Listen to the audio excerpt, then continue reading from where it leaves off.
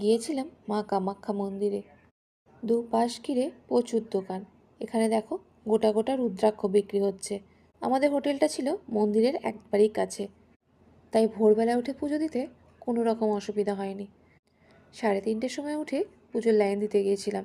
দেখো তখনও কত ভিড়। জেনারেল লাইনে প্রচুর ভিড়, লাইনই আর শেষ হয় না। রাত 12টার থেকেই সবাই লাইনে চলে এসছে। লাইনেই চাদর পেতে ঘুমিয়ে পড়েছে বহুজন। পুজোর ডালা তোমরা এখান থেকেও সংগ্রহ করতে পারো অথবা বাইরে থেকেও আনতে পারো, সেরকম কোনো বাধা নিষেধ নেই। আমরা দাঁড়িয়েছিলাম ভিআইপি লাইনে। ভিআইপি লাইন শুরু হয় ভোর 4টের থেকে। সকাল 6টা থেকেই টিকিট দেওয়া শুরু হয়ে যায়। ভিআইপি লাইনটা শুরু হয় মন্দিরের ভেতরেই। কর্তামশাই আগেই লাইন দিয়ে রেখেছিল, আর আমরা মা মেয়ে স্নান করে চলে এসেছিলাম লাইনে। এই দেখো মন্দিরটা, আর মন্দিরে কত লাইন শুধু দেখো।